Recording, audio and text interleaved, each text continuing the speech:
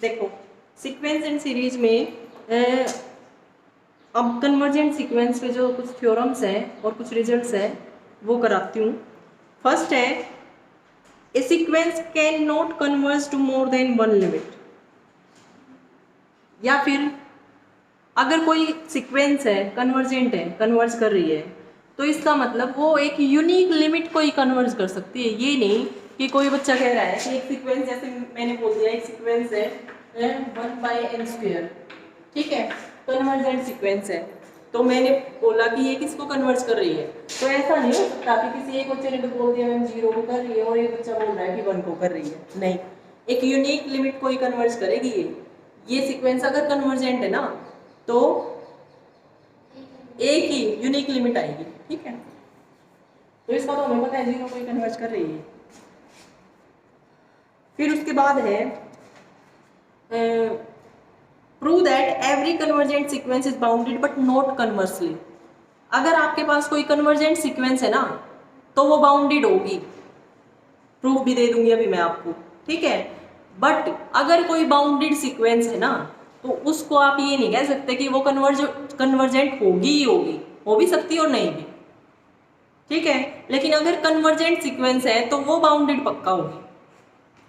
क्या है statement? Prove that every convergent sequence is bounded but not conversely.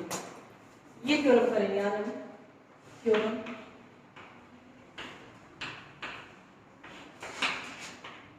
Every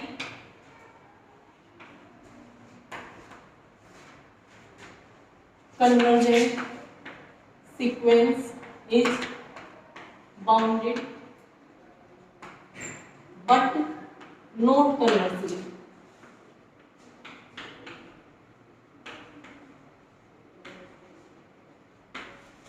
ये आप, ठीक है, इसका प्रूफ करेंगे अभी हम।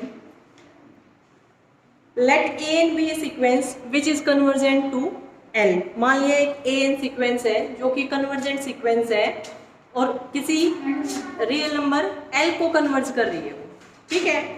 हमें प्रूव क्या करना है कि ए एन, देखो यही तो प्रूव करना है ना, every convergent sequence is bounded. इसको प्रूव करने के लिए हम क्या लेके चलेंगे बेटा, एक कन्वर्जेंट सीक्वेंस लेके चलेंगे और उसको बाउंडेड प्रूव कर देंगे कि वो सीक्वेंस बाउंडेड भी हमारे पास, ठीक है। तो यहां से let a n be a sequence which is convergent to L.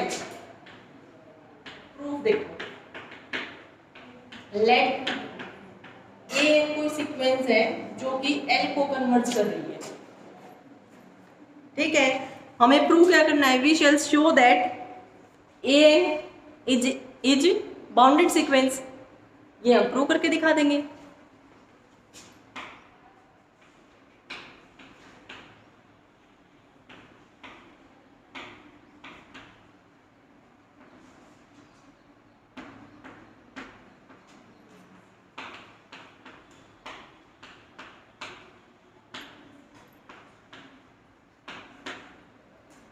हम लेके चले हैं, मान के चले हैं कि ए एन एक सीक्वेंस हमारे पास जो कि कन्वर्जेंट सीक्वेंस है और वो किसी एल नंबर को कन्वर्ज कर रही है, ठीक है। हमें प्रूव क्या करना है कि ये सीक्वेंस बाउंडेड सीक्वेंस है। तो हम तो ये ए एन आर्बिट्रेरी सीक्वेंस लेके चले हैं, आर्बिट्रेरी कन्वर्जेंट सीक्वेंस लेके चले हैं ना, तो हम बोल देंगे every convergent sequence is bounded. इस तरह से प्रूव करेंगे।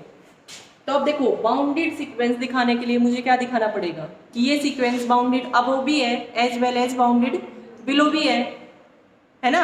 तो मुझे इसका एक अपर बाउंड भी मिलना चाहिए और लोअर बाउंड भी मिलना चाहिए, मतलब या फिर मैं कहना चाहूँ तो इस सीक्वेंस की सारी टर्म्स 2 नंबर के बीच में लाई करनी चाहिए।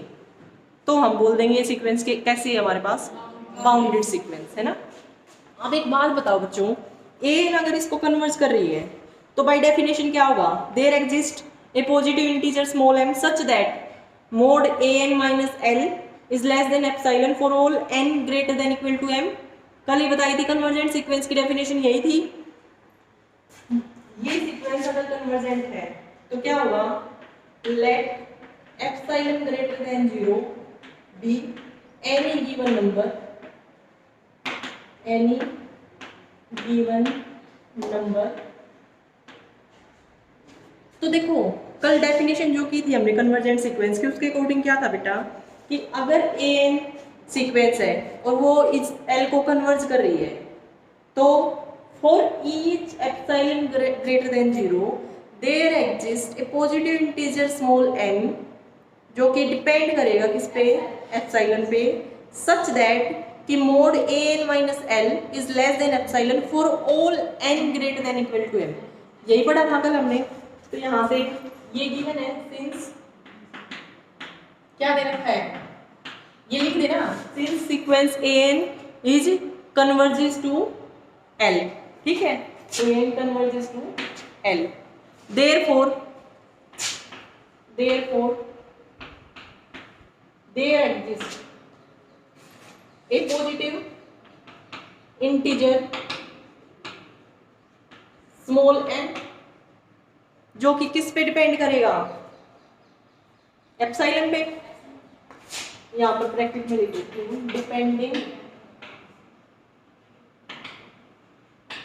अपॉन एप्सिलॉन सच दैट, किस तरह से कि ए एन माइनस एल का mod less than epsilon for all n greater than equal to m, ठीक है।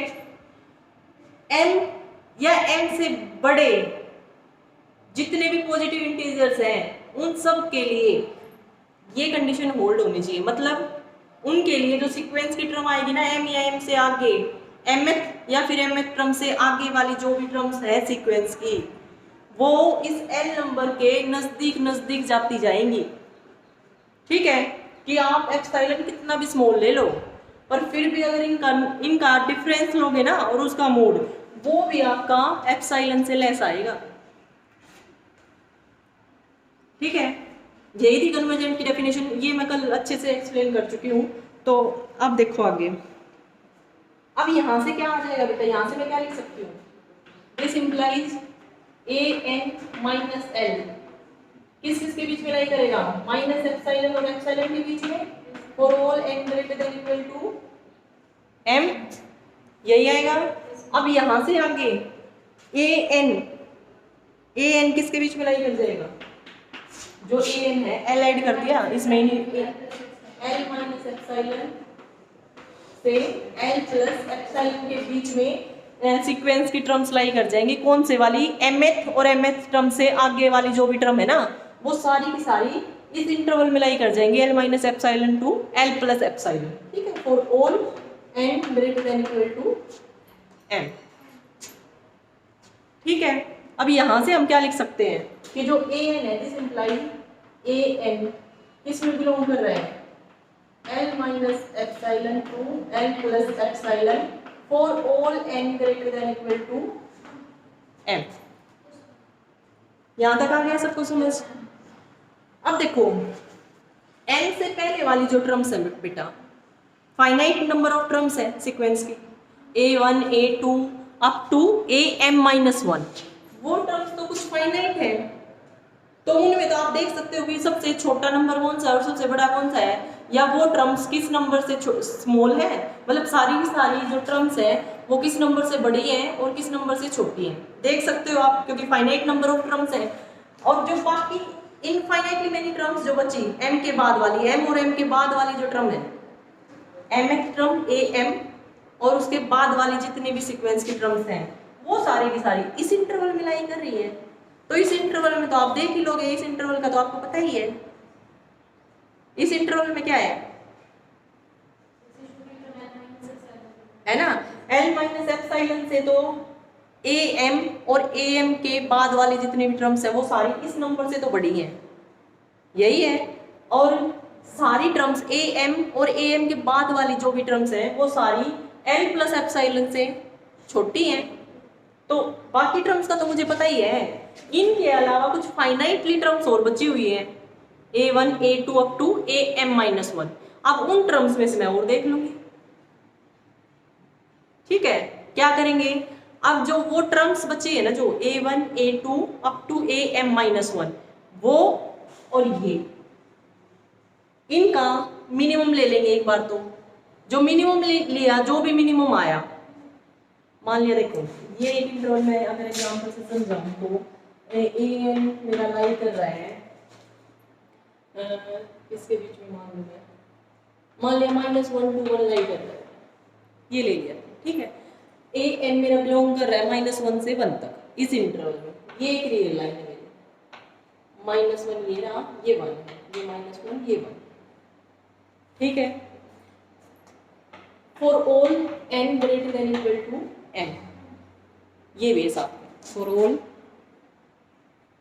ये भी, ठीक है।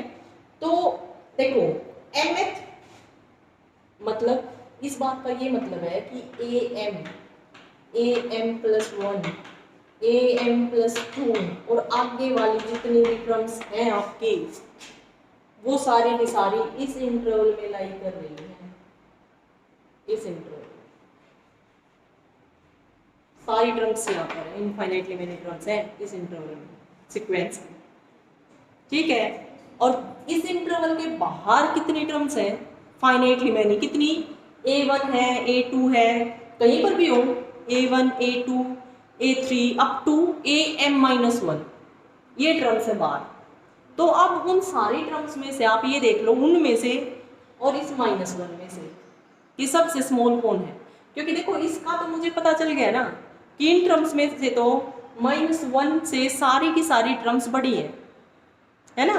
अगर उन नंबर्स में भी मुझे पता चल जाए कि या तो -1 से अगर कोई छोटा नंबर है तो मिनिमम वो हो जाएगा, नहीं तो -1 है ही। तो उन सब टर्म्स का जो बची हुई है -1 टर्म जो बची हुई है आपकी, वो टर्म्स और एक -1, इनका जो मिनिमम आएगा बेटा, वो मिनिमम वो नंबर होगा जिससे सीक्वेंस की सारी टर्म्स या तो बड़ी होंगी या इक्वल होंगी, होगा या नहीं, ठीक है। और फिर जो टर्म्स बची हुई है a1 a2 up to am-1, वो टर्म्स और ये 1, इनका जब आप मैक्सिमम लोगे तो वो नंबर मिल जाएगा आपको जिससे सीक्वेंस की सारी टर्म्स या तो छोटी होंगी या इक्वल होंगी। समझ आ गया? तो ये तो अपर बाउंड और लोअर बाउंड नहीं मिल गया हमें, और लोअर बाउंड और अपर बाउंड मिल गया, तो इसका मतलब सीक्वेंस कैसी हो गई, बाउंडेड बिलो भी और बाउंडेड अबव भी। इसका मतलब सीक्वेंस हमारी बाउंडेड आ गई, यही हमें प्रूव करना, ठीक है। अब लिख देते हैं, कैसे एग्जाम में कैसे लिखना है आपको वो देख लो। समझ आ गया ना सबको? ये था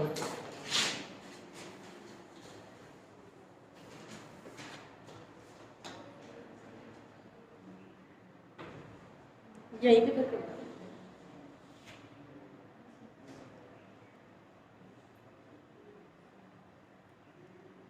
यहाँ तक आ गया हमारा, है ना। एन जो है वो इसके बीच में लाई कर रहा है। अब मान लिया कि जो मिनिमम है ना स्मॉल टी, वो मैंने मान लिया बच्चों मिनिमम, किस का मिनिमम, जो m-1 टर्म बची हुई है उनका a1 a2 up to am-1, और साथ में किसका, इसमें जो स्मॉल है क्या, l-एप्सिलॉन, l-एप्सिलॉन, इनका जो मिनिमम है ना वो तो मैंने ले लिया स्मॉल टी, ठीक है। तो यहां से मुझे ये पता चल गया कि ये सीक्वेंस कैसी होगी, बाउंडेड बिलो सीक्वेंस। इस टी से सीक्वेंस की सारी टर्म्स या तो बड़ी होंगी या इक्वल होंगी।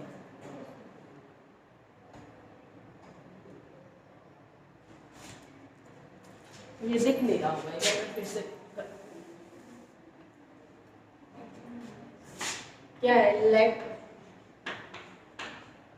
t is equal to, t मैंने क्या लिया है, मिनिमम,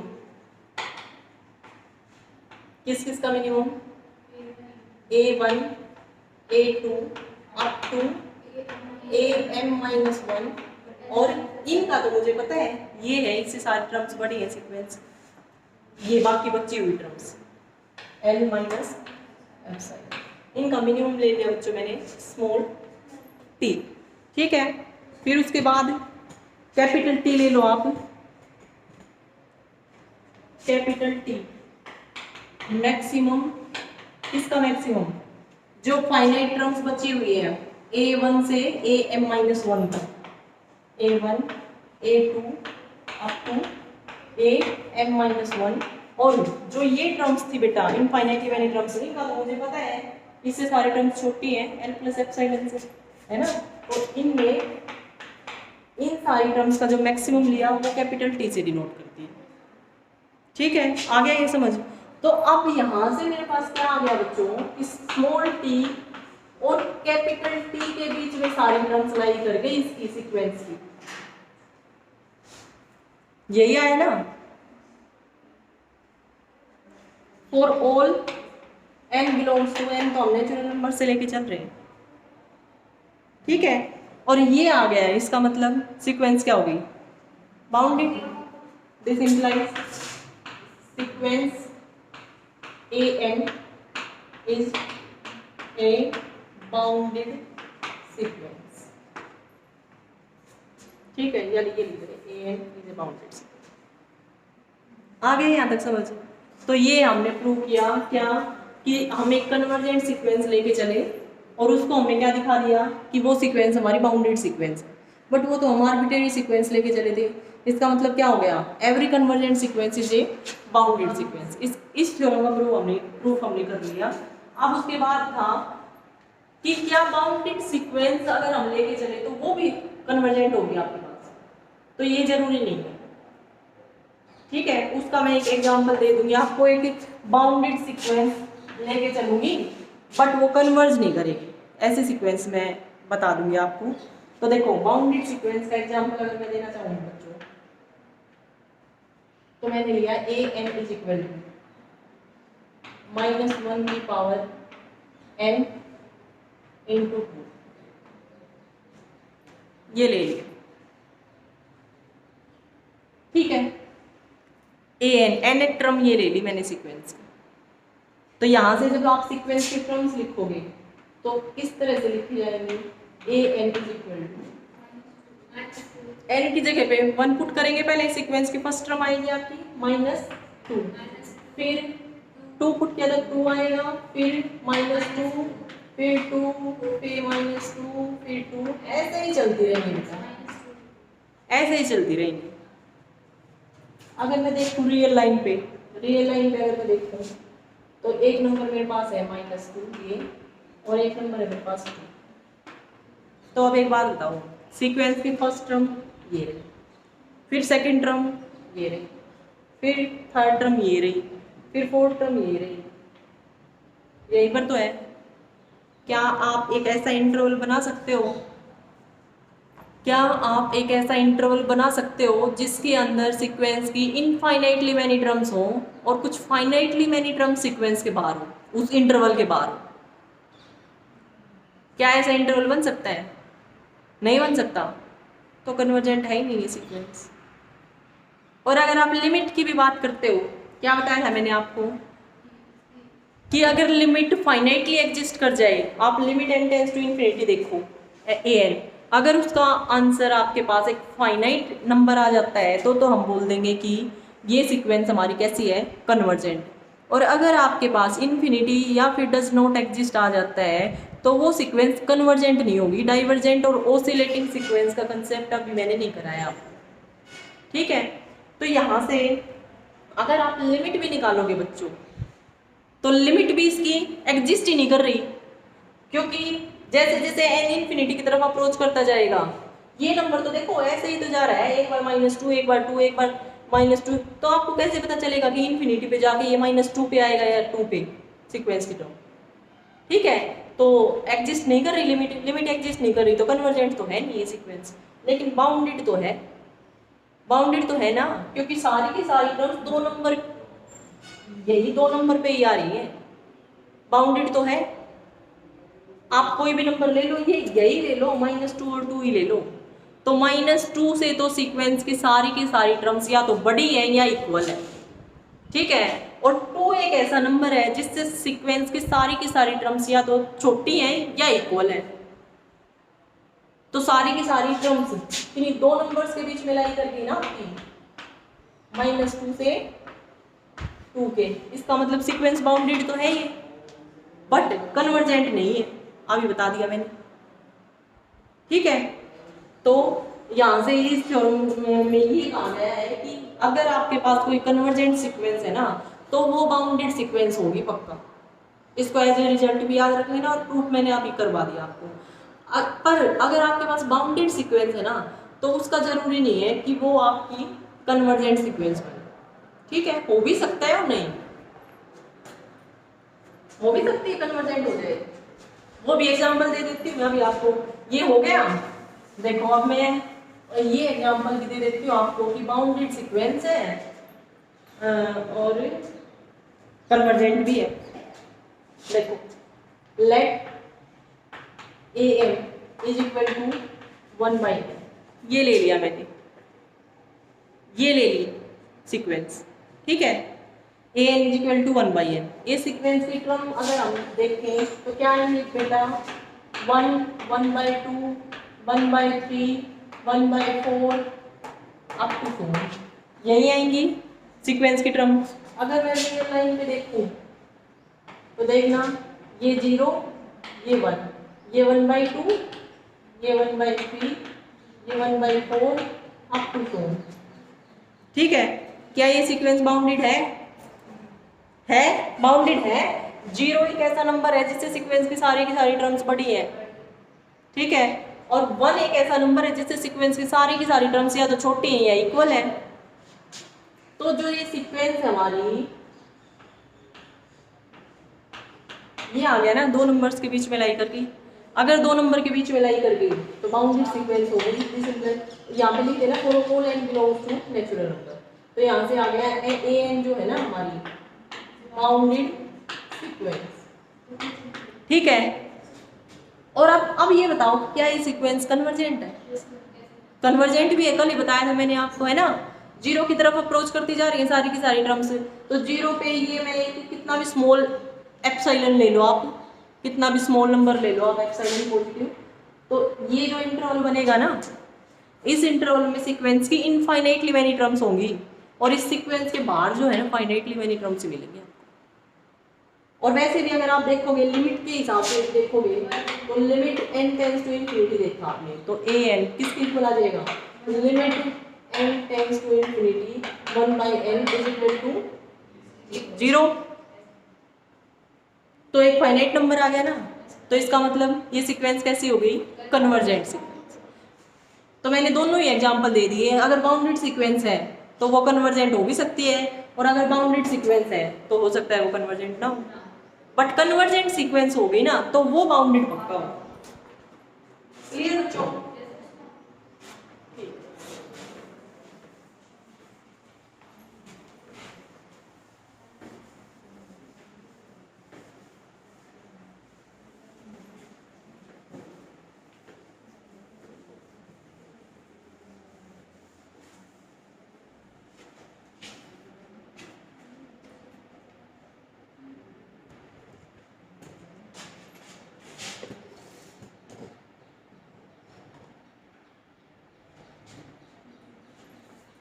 देखो नेक्स्ट है आपके पास,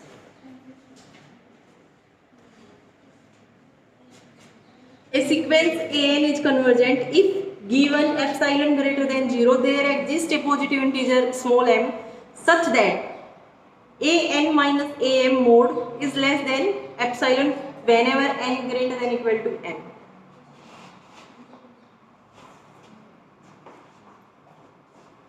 देखो कन्वर्जेंट किसने एक और वो बता दी।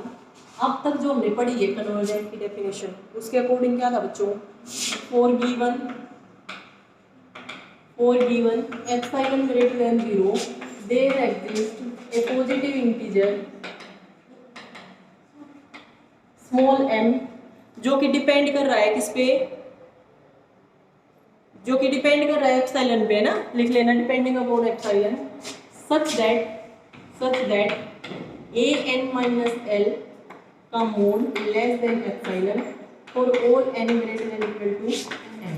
ठीक है, ये हमने कर ली, डेफिनेशन पढ़ी थी कल ही। आज क्या कह रहा है कि एक थ्योरम है, एज ए स्टेटमेंट याद रख लेना, प्रूफ देखना चाहो प्रूफ भी देख लेना, आसान है। A sequence an is convergent if given epsilon greater than 0। क्या कह रहा है कि जो एक सीक्वेंस है मेरे पास an, ए एन एक सीक्वेंस है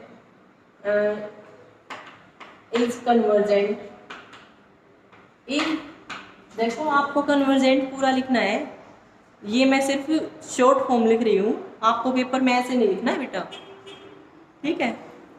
if given epsilon greater than 0, if given epsilon greater than 0, there exists a positive integer n, there exists a positive integer small m such that mod an minus am is less than epsilon for all n greater than equal to,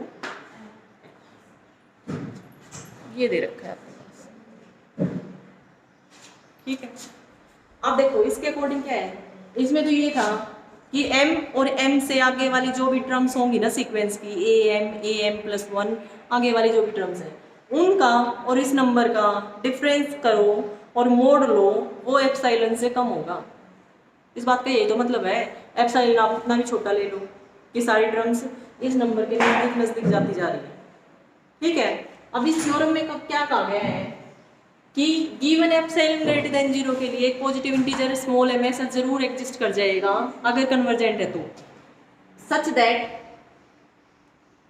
such that mode an minus am is less than epsilon for all n greater then, मतलब आपको क्या करना है, m और m से आगे वाले जो भी पॉजिटिव इंटीजर हैं उनके लिए जो सीक्वेंस की टर्म्स आएंगी ना, am plus 1 am plus 2 up to so on, है ना, उन टर्म्स का और an का डिफरेंस लो आप, वो डिफरेंस जब आप करोगे ना तो वो और उसका मोड भी ले लो, वो भी एप्सिलॉन से लेस होगा,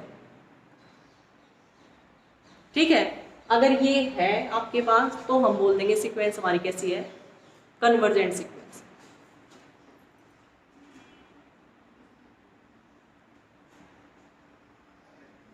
देखो दो टर्म्स का डिफरेंस किया हमने और उनका मोड लिया, वो एप्सिलॉन से कम है, एप्सिलॉन आप कितना भी स्मॉल ले लो, है ना, तो इस बात का तो यही मतलब है ना कि सीक्वेंस की टर्म बहुत नजदीक नजदीक होती जा रही है, तभी तो आप एप्सिलॉन कुछ भी ले लो उस पर डिपेंड करने वाला एक m ऐसा पॉजिटिव इंटीजर जरूर एग्जिस्ट कर जाएगा जिससे ये कंडीशन सेटिस्फाई हो जाएगी, ठीक है। मतलब यहाँ पर आपने लिया am ही ले लिया, am माइनस am का मोड लेस देन एप्सिलॉन, 0 आएगा, 0 लेस देन एप्सिलॉन, ठीक है। फिर आपने लिया am प्लस 1 माइनस am, वो भी उसका मोड लिया आपने, वो भी लेस देन एप्सिलॉन होगा, ठीक है। फिर आपने क्या किया, n की जगह पे m प्लस 2 लिया, am प्लस 2 माइनस am, ये भी लेस देन एप्सिलॉन आपके पास, ठीक है। इसी तरह से आप कुछ होगा और एप्सिलॉन आप कितना भी स्मॉल नंबर ले सकते हो, पॉजिटिव होगा,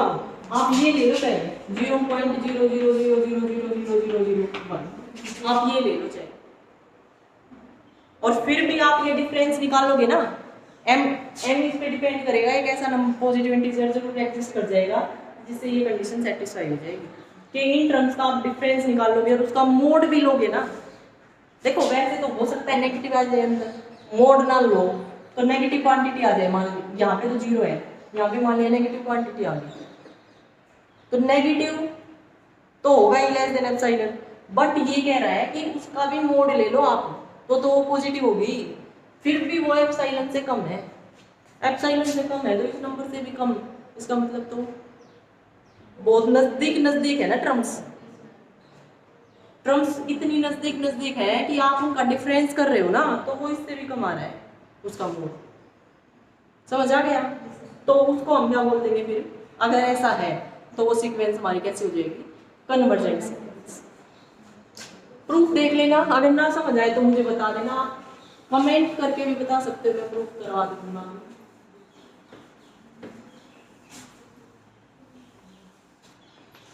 ठीक है। नेक्स्ट डेफिनेशन है, डाइवर्जेंट की डेफिनेशन कराने से पहले मैं आपको इस पे बेस्ड जो क्वेश्चंस है ना वो करा देती हूँ कन्वर्जेंट। कल हमने बाउंडेड सीक्वेंस देखी थी है ना, कि कौन सी सीक्वेंस आपके पास बाउंडेड होती है और कौन सी नहीं। तो एक सीक्वेंस मैंने लिखी थी कल जिसकी nth टर्म आपके पास थी, एक सीक्वेंस लिखी थी बच्चों, a n is equal to 2n+3/3n+4। ये n टर्म लिखी थी मैंने सीक्वेंस के ना, और ये बताना था हमें कि क्या ये सीक्वेंस बाउंडेड है या नहीं।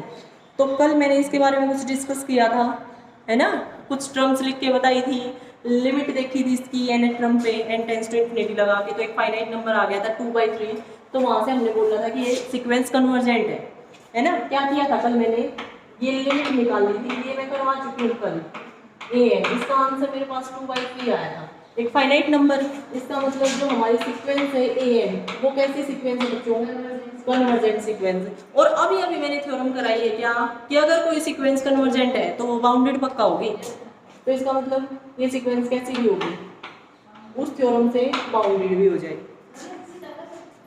ठीक है, कर सकते हो, लेकिन अगर उसने लोअर बाउंड और अपर बाउंड मतलब जीएलबी और एलयू भी पूछ लिया तो फिर आपको निकालना पड़ेगा ना। ठीक है, तो यहाँ से ये पता चल गया मुझे कि ये सीक्वेंस बाउंडेड सीक्वेंस है। ठीक है बच्चों, आप जिसका यूज कर रहे हो वो भी आपको बताना है सारी चीज। यहाँ पे ये लिखना है कि every convergent sequence is a bounded sequence, therefore n is a bounded sequence. अब ये तो मैंने कल बताया था। अब अगर हम दूसरे मेथड से देखते हैं तो देखो ए एन ये है मेरे पास, तो a n is equal to, मैं इसको क्या कर सकती हूँ, देखो यही यहाँ पे लिख लो 3n+4 लिख लिया। लेकिन न्यूमरेटर में तो क्या था मेरे पास 2n+3, तो 2n+3 यहाँ से कैसे बनेगा, -n तो हो गया, और फिर -1, यही लिख दिया ना मैंने। 2n+3 को मैंने इस फॉर्म में लिख दिया, और इस फॉर्म में लिखने के लिए सीधा सिंपल सा मेथड यूज किया है, क्या, जो नीचे था ना डिनोमिनेटर में, वो एज इट इज लिख दिया मैंने, और मुझे ये लिखना था इसको इस फॉर्म में। तो देख लो क्या सब्ट्रैक्ट करना है आपको या क्या ऐड करना है।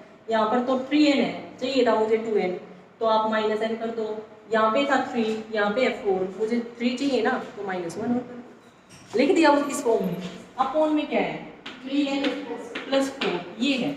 अब यहाँ से देखना 3n+4 -n+1, इसके अपॉन में भी आ जाएगा n+3n+4, और इसके अपॉन में भी आ जाएगा 3n+। ठीक है, आगे ध्यान रख समझ, ये माइनस में यहाँ पे। ठीक है बच्चों, अब उसके बाद ये तो हो गया 1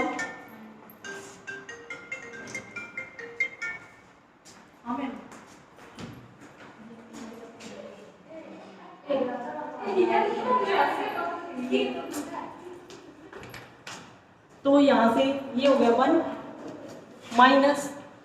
अब एक बात बताओ, 1 में से कुछ ना कुछ सब्ट्रैक्ट कर रहे हैं हम, और कुछ ना कुछ क्या, नेगेटिव नहीं, कुछ ना कुछ पॉजिटिव क्वांटिटी। पॉजिटिव इसलिए होगी क्योंकि ये जो n होता है ना, ये नेचुरल नंबर में बिलोंग करता है। नेचुरल नंबर में बिलोंग करता है तो आप 1 पुट करोगे, 1 पुट करोगे तो भी पॉजिटिव आएगा, 2 पुट करोगे तो भी पॉजिटिव, कुछ ना कुछ पॉजिटिव नंबर आएगा। और 1 में से आप कुछ पॉजिटिव सब्ट्रैक्ट करोगे तो जो भी आएगा हमारा <(1) आ जाएगा ना, n <(1) यही आएगा, या ऐसे भी लिख सकते हैं <(1). ठीक है, सारी की सारी टर्म्स क्या होंगी, for all n belongs to natural number. Sequence की सारी टर्म्स क्या आ गई, 1 से छोटी। ठीक है, 0 भी नहीं होगा ये कभी, ये 0 भी नहीं होगा, 0 होता ना तो 1 आता, बट इक्वल मैंने ऐसे लगा दिया कि हम इक्वल लगा सकते हैं। अगर एक भी इनइक्वालिटी होल्ड कर रही है ना, जैसे ये लेस है तो इक्वल तो हम लगा ही सकते हैं। ठीक है, नहीं तो आप ये भी लिख सकते हो। ठीक है, यहाँ तक आ गया समझ। अब उसके बाद ये थी हमारे पास nth टर्म सीक्वेंस की, है ना। अब इस यहाँ से देखना आप एक बार, ये तो कॉमन सेंस है, n की वैल्यू आप पुट कर सकते हो 1 2 3 4 5 ऐसे। ये पुट करके क्या ये 0 आ सकता है कभी, नहीं आ सकता, तो 0 नहीं आएगा, तो 0 से तो सारी की सारी टर्म्स बड़ी ही है। ठीक है, तो यहाँ से 0 से सारी की सारी टर्म्स बड़ी, आप ऐसे भी लिख सकते हो, या हटाना चाहो तो इनको हटा दो, दोनों ही चीज़ ठीक है, आपकी मर्जी। ऐसे लिख लो, ऐसे लिख दो, या ऐसे लिख दो for all n belongs to natural number, दोनों ही चीज़ ठीक है आपकी। बट यहाँ से हमें और ज़्यादा क्लियर हो रहा है, यहाँ से हमें ये भी क्लियर हो रहा है कि 1 के इक्वल भी नहीं हो सकती सीक्वेंस की टर्म, और ना 0 के इक्वल हो सकती है। ठीक है, तो आपकी मर्जी। यहाँ से ये आ गया सीक्वेंस की हर टर्म 0 और 1 के बीच में लाई कर गई, इसका मतलब सीक्वेंस हमारी बाउंडेड सीक्वेंस हो गई, क्योंकि ये सीक्वेंस बाउंडेड बिलो भी होगी और बाउंडेड अबो भी होगी, इसलिए इस सीक्वेंस को हम क्या कह देंगे, n is a bounded sequence. ठीक है, तो ये इस पे बेस्ड जो भी क्वेश्चंस हैं वो आप कर लेना। नेक्स्ट आपके पास है कि हम किसी भी सीक्वेंस को कन्वर्जेंट सीक्वेंस कैसे दिखाएंगे, बाय डेफिनेशन। बाय डेफिनेशन बेटा, अगर पेपर में ये आ जाए, एक सीक्वेंस लिखी आ जाए और हमें ये दिखाना है कि ये सीक्वेंस कन्वर्जेंट सीक्वेंस है, और ये लिखा जाए बाय डेफिनेशन, बताओ बाय डेफिनेशन प्रूव करके दिखाओ कि ये सीक्वेंस आपकी कन्वर्जेंट सीक्वेंस है, तो आप कैसे करोगे वो देखो। आपके पास है the sequence 1/n² converges to 0, ये हमें प्रूव करना है बाय डेफिनेशन। बाय डेफिनेशन दिखाना है हमें ये कि जो हमारी सीक्वेंस है ना 1/n² ये 0 को कन्वर्ज कर रही है। ठीक है, देखो इसके nth टर्म क्या है सीक्वेंस की, an क्या है 1/n²। तो अब अगर डेफिनेशन की बात करूं तो डेफिनेशन के अकॉर्डिंग क्या था बच्चों, let epsilon greater than 0 be the given number, और उस एप्सिलॉन ग्रेटर देन 0 के लिए एक पॉजिटिव इंटीजर स्मॉल m ऐसा जरूर एग्जिस्ट करेगा जो कि एप्सिलॉन पे तो डिपेंड करता है, और mod an minus l is less than epsilon for all n greater than equal to m। यही था, तो हम उस सीक्वेंस को कन्वर्जेंट बोल देते थे कि ये सीक्वेंस l को कन्वर्ज कर रही है, यही था ना। तो यहाँ पर हमारे पास क्या है सीक्वेंस an की, ये n टर्म है जिसकी 1/n², हमें दिखाना है कि ये सीक्वेंस 0 को कन्वर्ज कर रही है।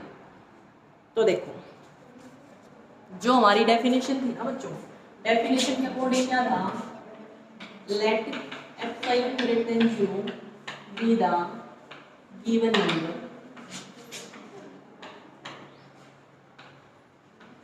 ठीक है, यही था, ये गिवन नंबर था। और फिर इसके लिए देयर एग्जिस्ट, अगर ये सीक्वेंस कन्वर्जेंट है ना तो देयर एग्जिस्ट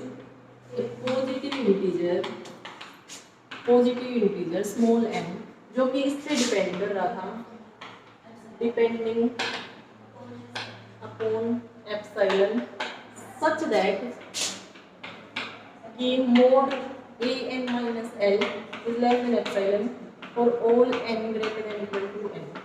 ठीक है, जब आपकी an सीक्वेंस l को कन्वर्ज करेगी तो ये चीज होगी, यही था। अब यहाँ पर हमारे पास an की जगह पे तो क्या है 1/n² और l की जगह पे क्या है 0, तो हम लेके चलेंगे let epsilon greater than 0 be the given number. ठीक है, और फिर हम क्या लेके चलेंगे मोड an माइनस 0, क्योंकि 0 को कन्वर्ज, ये दिखाना है ना कि ये 0 को कन्वर्ज कर रही है।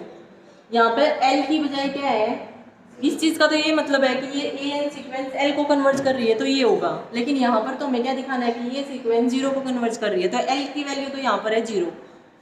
ठीक है, और nth टर्म क्या है इसकी 1/n²।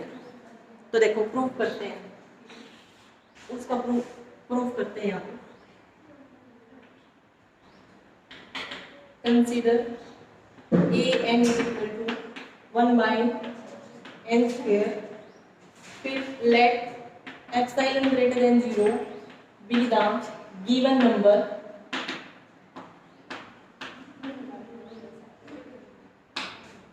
ठीक है। अब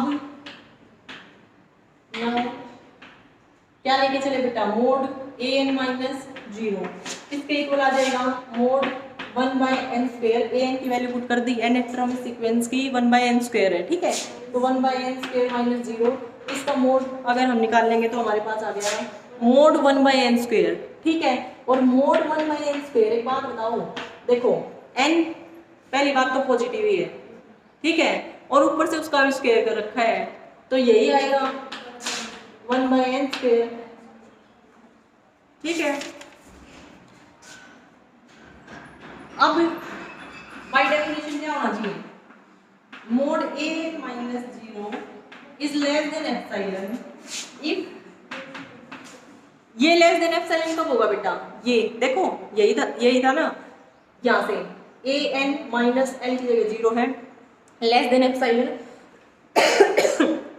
कब होगा, लेस देन एप्सिलॉन इफ, इसकी वैल्यू तो ये आई हुई है 1/n², जब 1/n² क्या हुआ आपका, लेस देन एप्सिलॉन, बेटा इसकी वैल्यू है ना, मतलब ये लेस देन एप्सिलॉन होगा कब, इसकी वैल्यू मैंने निकाल ली 1/n² आई है, तो 1/n² जब लेस देन एप्सिलॉन होगा तो ये टर्म भी लेस देन एप्सिलॉन आ जाएगी। क्लियर यहाँ तक। उसके बाद यहाँ से mode an-0 is less than epsilon if क्या हो जाए आपके पास n² ग्रेटर देन 1/एप्सिलॉन, ठीक है। फिर यहाँ से क्या करोगे, नेक्स्ट स्टेप पे an-0 का mod less than epsilon if n greater than 1/√एप्सिलॉन, ठीक है। यहाँ से आ गया हमारे पास mod an-0 is less than epsilon if n greater than equal to m where m is a positive integer, m क्या ले लिया, पॉजिटिव इंटीजर जो कि बड़ा है किससे, 1/√एप्सिलॉन से, ठीक है, इस तरह से ले लिया। यहाँ पे बता देती हूँ,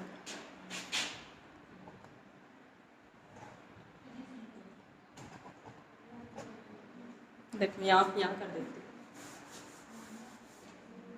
यहाँ तक आ गया ना सबको समझ। इसके आगे नेक्स्ट स्टेप है mod an-0 is less than epsilon if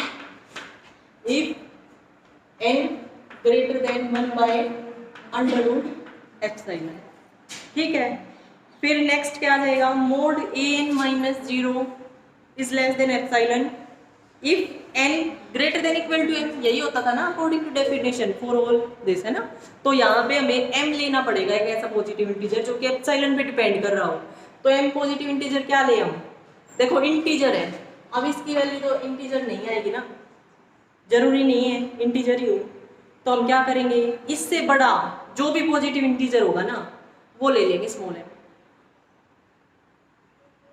इससे बड़ा जो भी पॉजिटिव इंटीजर होगा वो क्या ले लेंगे, स्मॉल m, वो एप्सिलॉन पे भी डिपेंड कर रहा है, ठीक है। और उसके लिए ये कंडीशन भी सेटिस्फाई होगी, इसका मतलब सीक्वेंस क्या होगी हमारा, 0 को कन्वर्ट करके इस तरह से करना है क्वेश्चंस में। यहाँ से आ गया 0 is less than epsilon if n greater than equal to m where m is a positive integer, m is a positive integer greater than, किससे ग्रेटर हो, 1/√एप्सिलॉन, ठीक है। यहाँ से अब लिख दो नेक्स्ट लाइन पे यही mod an-0 is less than epsilon for all n greater than equal to m, ये तो कन्वर्जेंट की डेफिनेशन नहीं आ गई। यहाँ से क्या लिख देंगे, यहाँ से या तो डायरेक्ट ये लिख दो कि sequence an converges to 0, this implies sequence an is a convergent sequence, या फिर क्या लिखो, मैंने एक और चीज़ भी बताई थी आपको कि अगर लिमिट फाइनाइटली एग्जिस्ट कर रही है तो कन्वर्जेंट होगी, तो यहाँ से आप ये भी लिख सकते हो अगर कन्वर्जेंट है तो इसका मतलब लिमिट तो फाइनाइटली एग्जिस्ट कर ही रही है, इज इक्वल टू 0, यही आएगा। यहाँ से आप लिख दो सीक्वेंस an कन्वर्जेंस टू जो कि 1/n², तो आपको क्वेश्चंस इस तरह से करने हैं। अगर बाय डेफिनेशन पूछ लिया जाए ना से कि आप बाय डेफिनेशन बताओ कि ये सीक्वेंस कन्वर्जेंट है या नहीं और इस नंबर को कन्वर्ज कर रही है, तो आपको क्या करना है, सबसे पहले तो देखो ये सीक्वेंस ना आपके पास सीक्वेंस 1/n² कन्वर्जेंस टू 0, ये दिखाना है आपको बाय डेफिनेशन। तो आप क्या लेके चले, nth टर्म इसकी पता है आपको 1/n² है, let epsilon greater than 0 be the given number, आप कितना भी स्मॉल ले सकते हो, now mod a n minus zero ये लेके चले, इसकी वैल्यू फाइंड आउट कर रही हूँ मैं यहाँ पे। इसकी वैल्यू क्या आ जाएगी, ए एन की एन एन पुट की है ना सीक्वेंस की, 1/n² minus zero is equal to mod 1/n², और n तो पॉजिटिव है, नेचुरल नंबर ही तो है, तो यहाँ पे 1/n² आ जाएगा, ये आ गया, इसकी वैल्यू आ गई ये। बट डेफिनेशन के अकॉर्डिंग तो क्या होता है कि एप्सिलॉन ग्रेटर देन जीरो के लिए पॉजिटिव इंटीजर्स ऐसा एग्जिस्ट करना चाहिए जो कि एप्सिलॉन पे तो डिपेंड करता हो, और mod a n minus l less than epsilon होना चाहिए for all n greater than equal to l. ठीक है, तो हम एक ऐसा एम निकालना चाह रहे हैं, हम ये देखना चाह रहे हैं क्या ऐसा कोई एम एग्जिस्ट कर रहा है हमारे पास, तो उस एम की वैल्यू कहाँ से निकालोगे, वो ये इस तरह से क्या करूँ, mod a n minus zero is less than epsilon, ये लेस देन एप्सिलॉन कब होगा बताओ, कब होगा, इसकी वैल्यू तो ये आई हुई है, जब ये लेस देन एप्सिलॉन हो, if 1/n² less than epsilon. फिर नेक्स्ट स्टेप पे लिख दिया ये इफ कब हो, यहाँ से n की वैल्यू निकाल ली हमने कि n क्या होना चाहिए, n² ग्रेटर देन 1/ε। फिर नेक्स्ट पे क्या आ जाएगा, n इज ग्रेटर देन 1/√ε, ये आ गया, यहाँ से ये आ गया। फिर यहाँ से देखो ये पता चल गया मुझे n ग्रेटर देन 1/√ε ये होना चाहिए, यहाँ से तो मुझे दिख ही गया ना, यही तो था n greater than equal to m। बस यहाँ पर ये जो m है ना ये पॉजिटिव इंटीजर होता है हमारे पास, यहाँ पर ये जरूरी नहीं है ये पॉजिटिव इंटीजर आएगा हमारे पास कोई, ठीक है, पॉजिटिव इंटीजर आएगा ही नहीं आएगा ना पॉजिटिव इंटीजर, आप एप्सिलॉन को कितना स्मॉल नंबर ले लो पॉजिटिव इंटीजर आएगा ही नहीं, तो ये नहीं आएगा। तो इससे इससे ही बड़ा जो नंबर है ना पॉजिटिव इंटीजर जो भी है वो वैल्यू आप m की ले लो स्मॉल m की। तो अगर इसी से बड़ा है n, तो यहाँ पे हमने क्या लिख दिया, ये condition mod a n minus zero is less than epsilon if n greater than equal to m, और m बता दिया n क्या होगा, ग्रेटर देन 1/√ε, जो पॉजिटिव इंटीजर होगा ना इससे बड़ा वो होगा। और यहाँ से फिर जो डेफिनेशन होती है वही लिख दी। ये आते ही हम क्या लिखेंगे कि सीक्वेंस हमारी जो 1/n² है या an सीक्वेंस है वो जीरो को कन्वर्ट कर, क्लियर। तो बाय डेफिनेशन हमें इस तरह से प्रूव करना।